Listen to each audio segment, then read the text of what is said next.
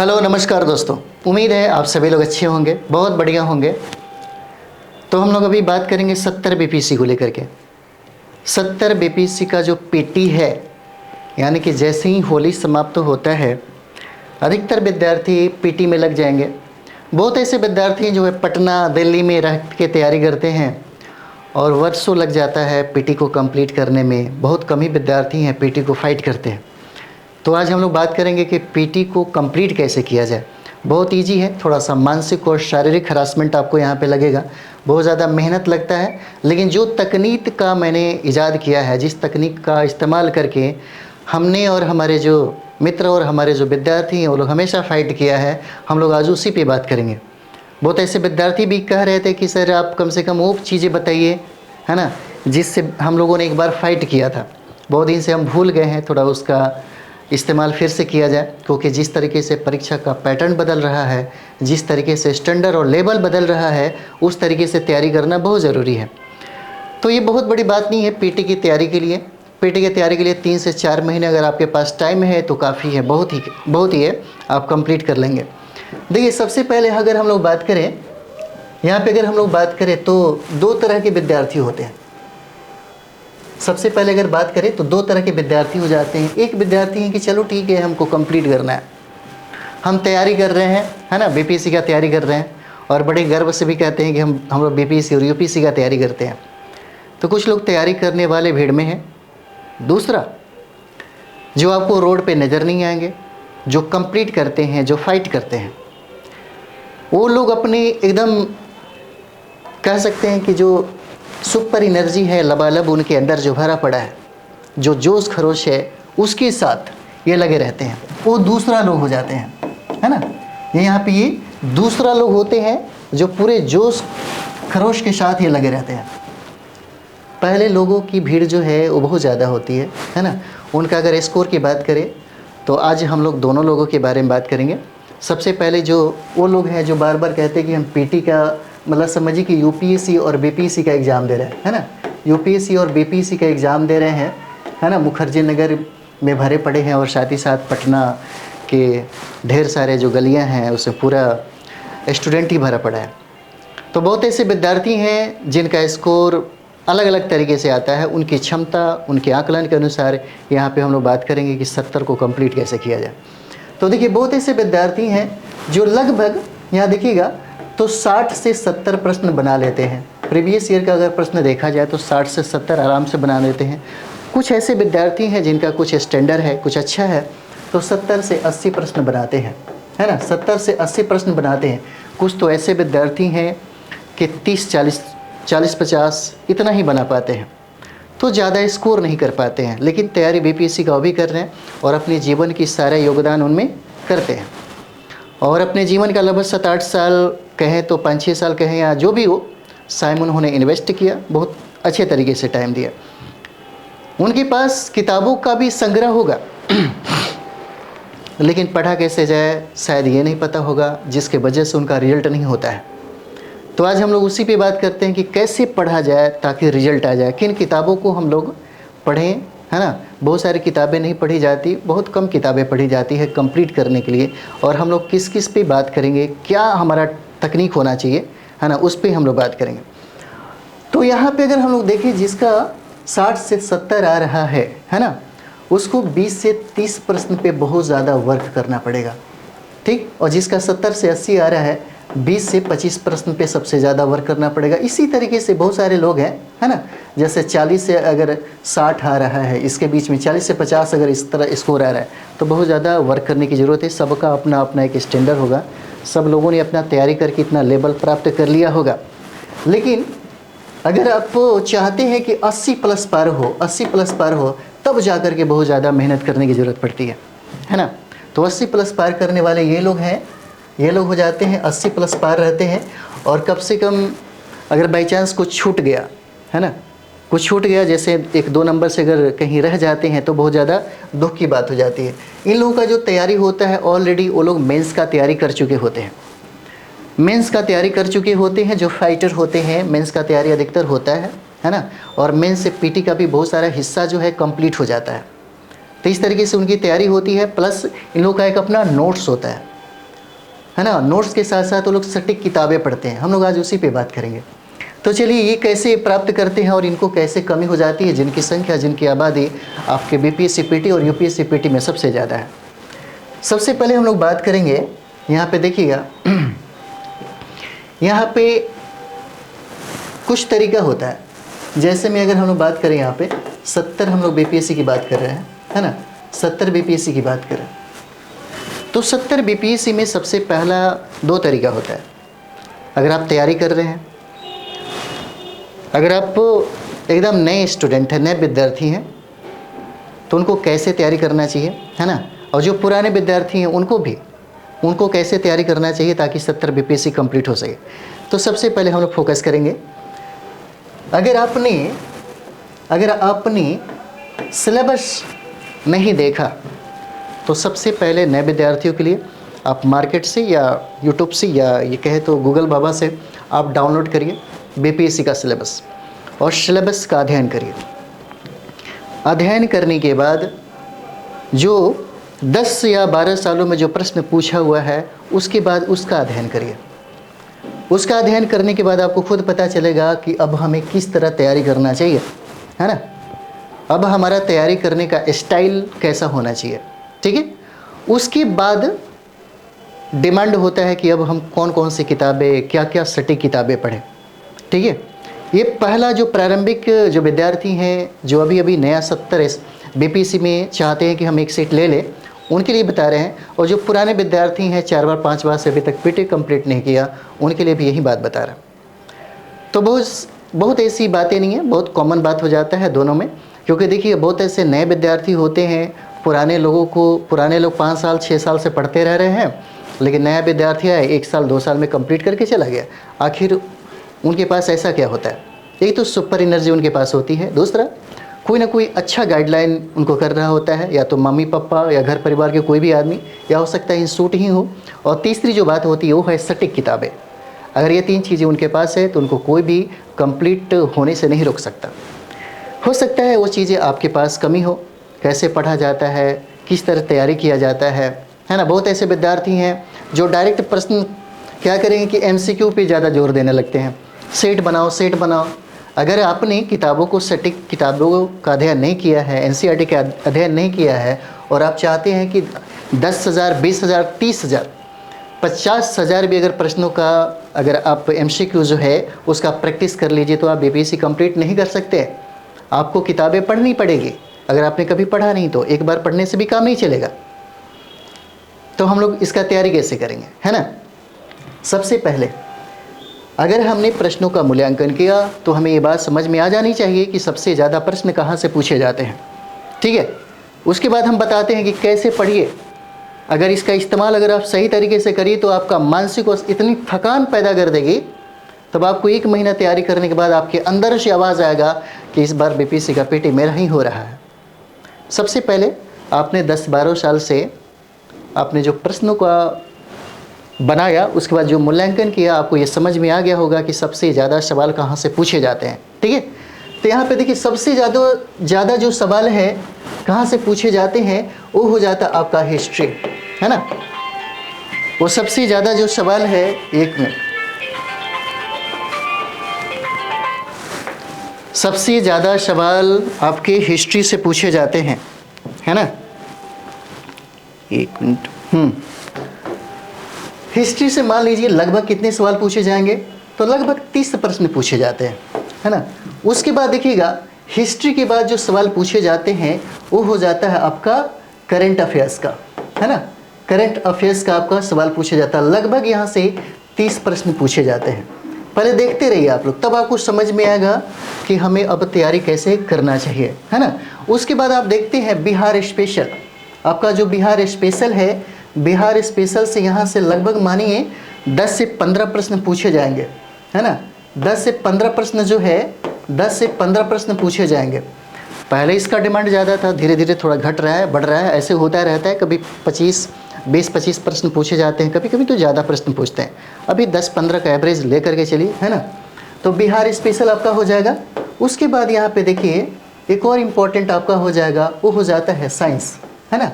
उसके बाद हम लोग देखते हैं ये हो जाता है साइंस, और साइंस से 30 प्रश्न पूछे जाते हैं।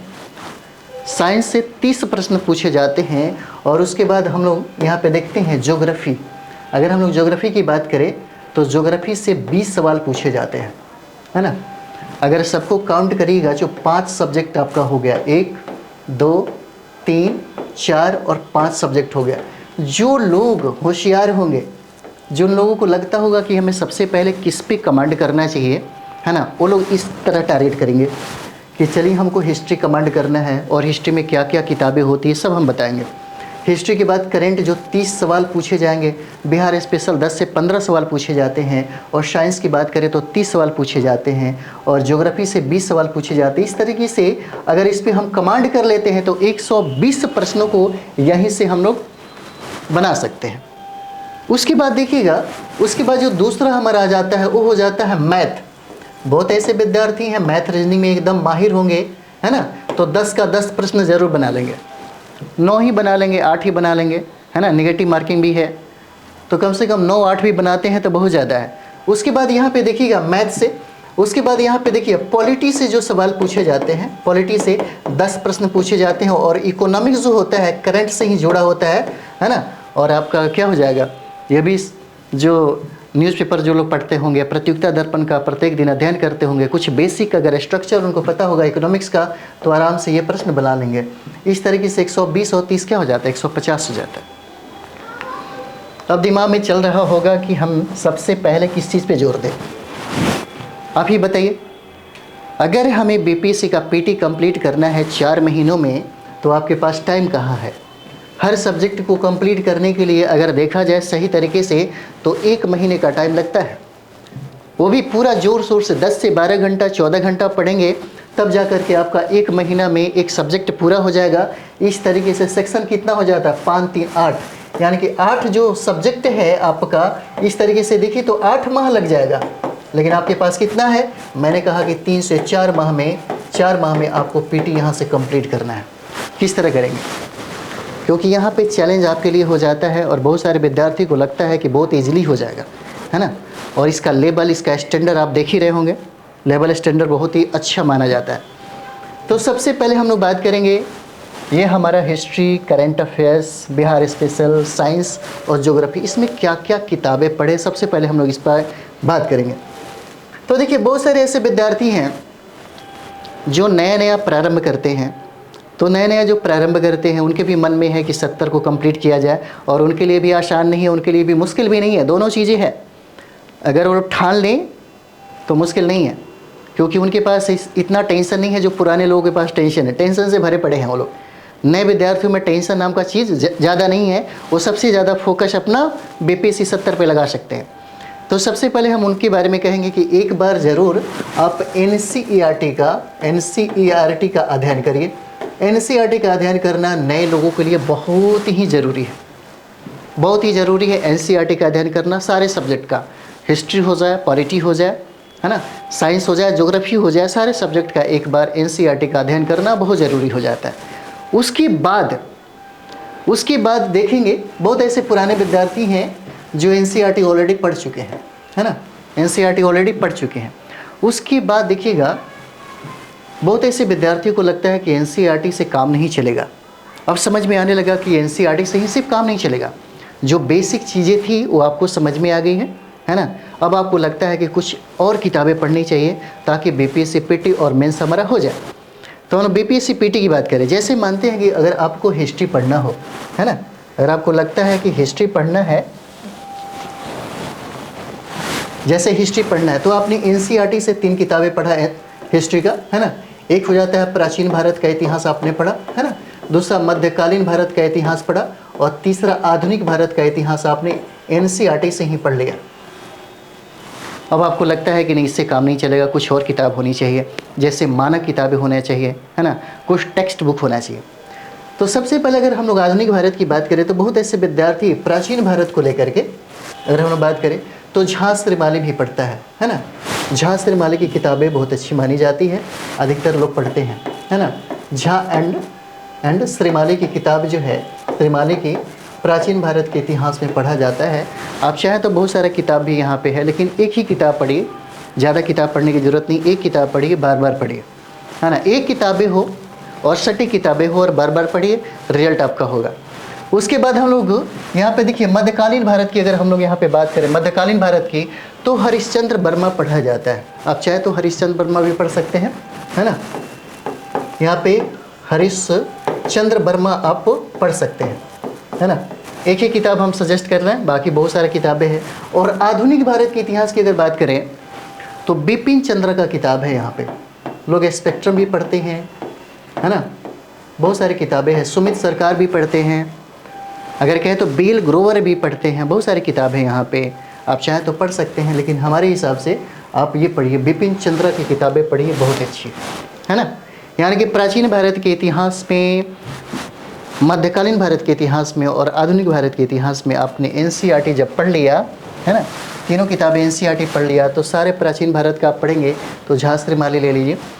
मध्यकालीन भारत का किताब अगर लेना चाहते हैं हरिश्चंद्र वर्मा ले लीजिए, और उसके बाद आधुनिक भारत का किताबें ले लीजिए बिपिन चंद्र का, है ना, स्वतंत्रता संघर्ष या संग्राम जो होगा उसको ले लीजिए। उसके बाद चलिए हम लोग दूसरा किताब के बारे में बात करते हैं।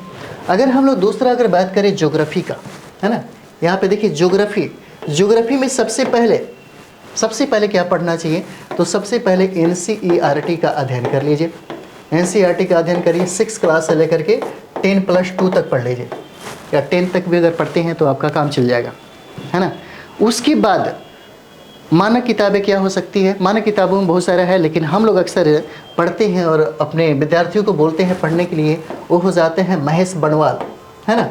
महेश बर्णवाल का जो किताब है ज्योग्राफी का, उन्होंने बहुत अच्छा किताबें लिखी है, तो आप चाहें तो इसे पढ़ सकते हैं। पीटी के लिए बहुत बेहतर किताबें हैं, है ना।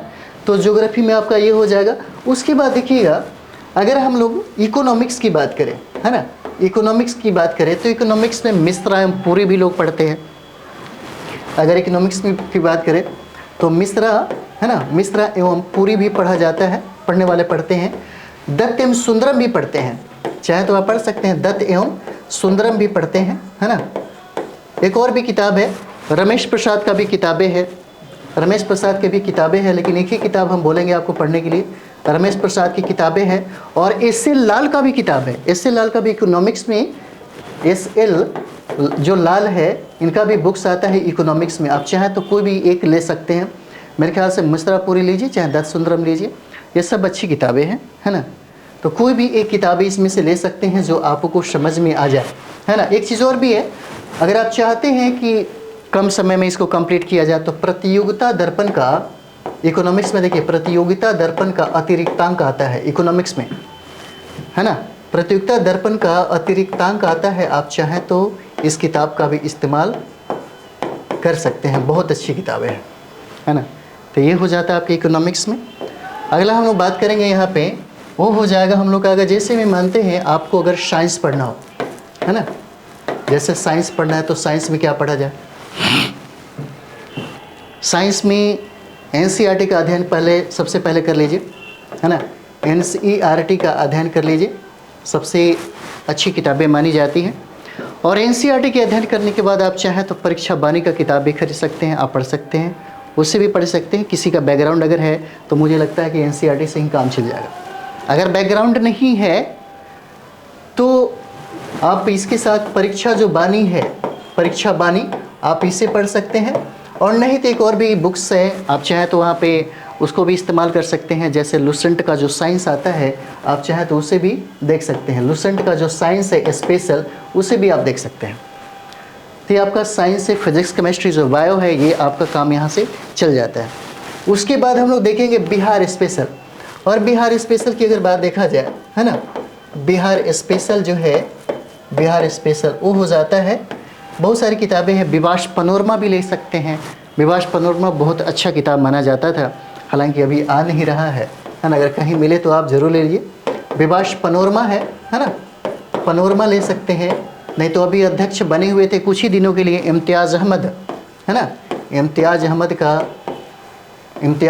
का भी किताब आप ले सकते हैं। बहुत सारी किताबें आप चाहें तो पढ़ सकते हैं, लेकिन हम लोग 2 किताबें मेरे ख्याल से बहुत ही बेहतर है, आप इसका इस्तेमाल कर सकते हैं, है ना।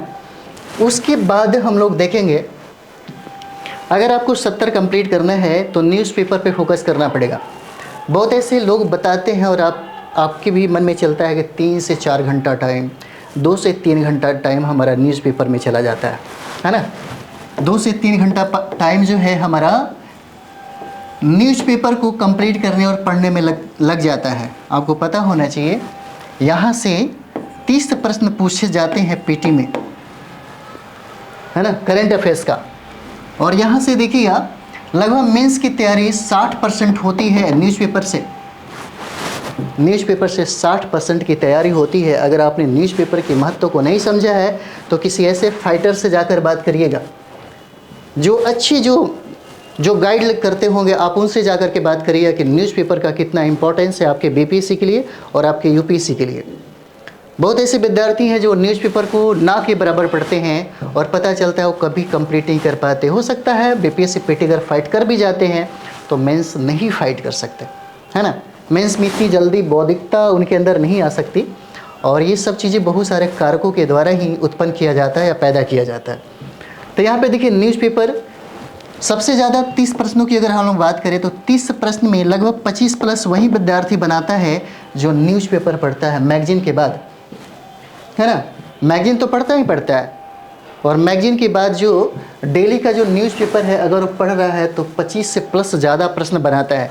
और जो विद्यार्थी 25 प्लस अगर प्रश्न बना दे तो समझिए कि उसका पीटी सेफ जोन में है, एकदम 100% है कि सेफ जोन में वो हो जाता है ना। तो सबसे पहले हम लोग बात करेंगे न्यूज़पेपर की। न्यूज़पेपर आपको डेली लेना है कम से कम 2 से 3 घंटा। जैसे ही पीटी का टाइम आने लगेगा आप घटा करके 1 से 1.5 घंटा कर सकते हैं, है ना। अभी फ़िलहाल 3 घंटा 2.5 घंटा ज़रूर दीजिए, बहुत अच्छा होगा आपके लिए और आपके कमीशन के लिए। कंप्लीट करना चाहेंगे तो इसका बहुत ही ज़्यादा वैल्यू है ना। आप ज़रा सोच के देखिए, मैंने मेंस के बारे में कहा कि 60% जो है ना ये भागीदारी निभाता है। जैसे आप देखिएगा अगर हम लोग पेपर पहला अगर बात करें तो उसमें करंट अफेयर्स है ना, करंट अफेयर्स हो जाता है। अगर हम लोग मेंस का सेकंड पेपर की अगर बात करें तो टोटल चीज़ें वो करंट अफेयर्स पे आधारित है। निबंध में भी बहुत सारा योगदान जो है वो न्यूज़पेपर से ही आपको मिल जाएगा, है ना। तो ये सारा चीज़ें आपको मिल जाता है। तो चलिए इसमें हम लोग देख लेते हैं कौन सी किताबें हो सकती है। देखिए करंट अफेयर्स के लिए बहुत सारी बुक आएगी, लेकिन ज़्यादा किताब पढ़ने से ज़्यादा कन्फ्यूज़न में रहेंगे और लेवल को पकड़ नहीं पाएंगे। लेवल को अगर पकड़ना है तो 2 चीज़ें मेरे ख्याल से बहुत ज़रूरी है। सबसे पहले प्रतियोगिता दर्पण जो प्रत्येक माह का आता है उसको पढ़िए। और न्यूज़पेपर जो है आपका, जो न्यूज़पेपर है, जो पेपर है, कोई भी आप पेपर ले रहे हैं, है ना, तो उसको पढ़िए। और डेली का कम से कम 10 से 15 प्रश्न, जो 15 कंटेंट कोशिश करिए निकालने का आपके करंट अफेयर्स का। और दोनों के लिए एक कॉपी रखिए, है ना, दोनों के लिए कॉपी रखिए ताकि कम समय में जब आपके पास टाइम कम हो, 10-15 दिन का टाइम हो बीपीएससी पीटी देने के लिए। सितंबर में 30 सितंबर को एग्ज़ाम तो ले ही रहा है। जब 10-15 दिन का टाइम हो तो आपके पास बहुत संग्रह जो होगा, है ना, फैक्चुअल का एकदम भरमार होगा आपके कॉपी में। 1 बार 2 बार रिवाइज करेंगे तो कम से कम ये सारा फैक्ट जो है आपको बार बार याद आ जाएगा। तो यहाँ पे देखिए प्रतियोगिता दर्पण सबसे बेहतर माना जाता है। और न्यूज़पेपर का तो बात ही अलग है। न्यूज़पेपर अगर अच्छा से अध्ययन कर रहे हैं तो आपका करंट अफेयर्स नहीं छूटेगा। अभी के समय में सोचते हैं कि हम बहुत सारे जो मतलब इस तरह से पढ़ ले, रोड पे जो मिल रहा है, बाज़ार में जो मिल रहा है तो आप कंप्लीट कर पाएंगे, तो बहुत ही मुश्किल हो जाएगा। आपको हर महीने का जो प्रतियोगिता दर्पण है कम से कम 1-1.5 साल का आप उसको रखिए और डेली उसको 2 घंटा 3 घंटा पढ़ने की कोशिश करिए, तभी हो पाएगा, है ना। तो ये हो जाता है, ये सब्जेक्ट को लेकर के हम लोगों ने बात किया। चलिए अब हम लोग देखते हैं कि कैसे पढ़ा जाए, है ना, कैसे पढ़ा जाए ताकि हमारा जो रिजल्ट है ये हो जाए, है ना। तो देखिए अगर मानते हैं कि हर सब्जेक्ट को ऐसे इस्तेमाल आप कर सकते हैं, बहुत इम्पॉर्टेंट है। आपका समझिए कि थकान जो है एकदम हालत ख़राब कर देता है इस तरीके से। अगर आप अभी से ले करके, है ना, अभी से ले करके अगर आप सितंबर तक लगे रह गए तो समझिए कि आप बीपीएससी और यूपीएससी का पीटी आपके लिए कोई मायने नहीं रखेगी। एक बार में लेवल प्राप्त हो जाएगा। अगर कोशिश करना है तो एक बार ज़रूर कोशिश करिए, है ना। कोशिश करने से बहुत सारा चीज़ें मिल जाता है। तो चलिए देखते हैं हम लोग सबसे पहले देखिए, अगर मानते हैं कि हमें कोई सब्जेक्ट पढ़ना हो, जैसे मानते हैं कि हमको इतिहास ही पढ़ना है, चीज़ों को समझिए, अगर इतिहास पढ़ना हो, है ना, और इतिहास में हमें पढ़ना हो, अगर देखा जाए तो प्राचीन भारत के इतिहास ही पढ़ना हो, हड़प्पा काल पढ़ना है ना, ये देखिए हड़प्पा सभ्यता पढ़ना है, ठीक है, हड़प्पा सभ्यता पढ़ना हो, ये टेक्निक है। अगर इसका इस्तेमाल करिए 3 महीने के अंदर में आपका पीटी जो है 100 पार कर जाएगा, स्कोर आपका 100 पार कर जाएगा, आप सेफ जोन में हो जाएंगे, उसके बाद मेंस में लग जाइए। कैसे होता है? तो हड़प्पा सभ्यता अगर आपको पढ़ना, बहुत सारे लोग इस्तेमाल करते हैं इसका, क्योंकि एक बार में कंप्लीट करने का यही एक टेक्निक है जो बहुत सारे जो फाइटर होते हैं ये भी बताते होंगे, कभी कभी हो सकता है आपके संपर्क में भी बहुत सारे लोग होंगे, आपको बता रहे होंगे। अगर नहीं पता है तो ज़रूर एक बार इसका इजाद करिए, है ना। तो हड़प्पा सभ्यता को अगर पढ़ना है तो सबसे पहले आप NCERT से पढ़ लीजिए, ठीक है। सबसे पहले आप NCERT से पढ़ लीजिए, कौन सा? हड़प्पा सभ्यता का जो टॉपिक है आप NCERT से पढ़ लीजिए। उसके बाद जो दूसरा जो बुक्स आपके पास होगा, है ना, दूसरा बुक्स जो होगा वो हो जाता है एक मानक किताब की, हमने चर्चा किया था, है ना, एक मानक किताब की, एक टेक्स्ट बुक की बात किया था। तो यही हड़प्पा सभ्यता का जो टॉपिक है झा श्रीमाली से पढ़ लीजिए, है ना, झा श्रीमाली से पढ़ लीजिए। आपने हड़प्पा सभ्यता NCERT से पढ़ा और आपने हड़प्पा सभ्यता झा श्रीमाली से पढ़ा। उसके बाद जो तीसरा जो आपका काम है, तीसरा हो सकता है कि आपके पास किसी का नोट्स हो, है ना। कुछ ऐसे विद्यार्थी हैं जो एक गाइड, इतिहास की अगर बात करें बहुत अच्छा गाइड है ना, वो किरण गाइड हो जाता है, किरण गाइड है, उसमें सब चीज़ें मिल जाता है ना। आप चाहे तो इसको ऐड कर सकते हैं रिवाइज के लिए। आपने NCERT का अध्ययन किया, हड़प्पा सभ्यता पढ़ा, फिर आपने झा श्रीमाली से ही हड़प्पा सभ्यता पढ़ा, और फिर आपने हड़प्पा सभ्यता किरण गाइड से रिवाइज कर लिया। अब BPSC में जो पूछा हुआ सवाल है 10 से 15 सालों में, है ना, 10 से 15 सालों में जो सवाल है हड़प्पा सभ्यता से संबंधित, आप उस सारे प्रश्नों को लेकर के बैठिए। अगर आपका 90% सही नहीं होता है तो कहिएगा, है ना।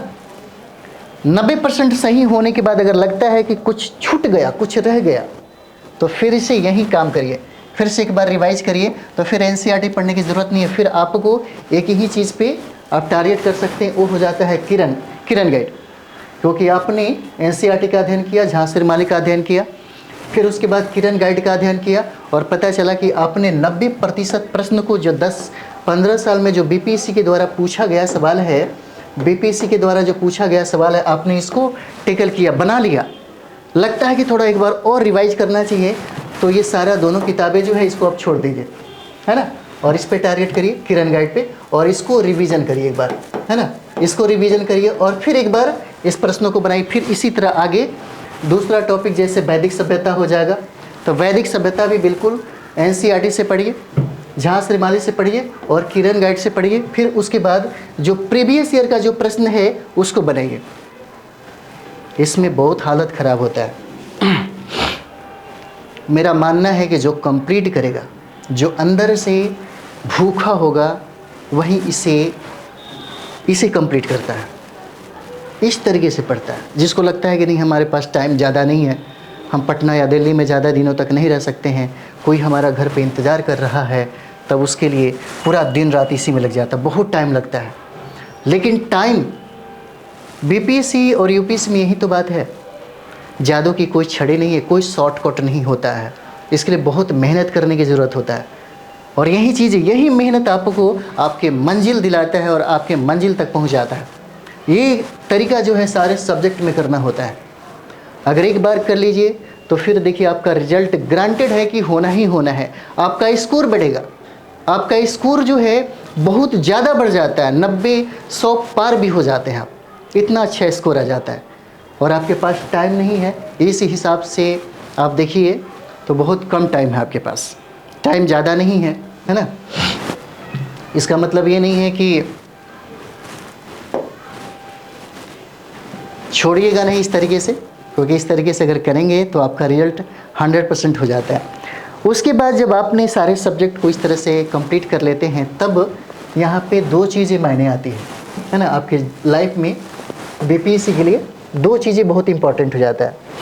एक हो जाता है आपका रिवीजन, है ना, रिवीजन हो जाएगा, और दूसरा हो जाता है वो हो जाता है प्रैक्टिस सेट, है ना, वो हो जाएगा आपका प्रैक्टिस सेट हो जाता है।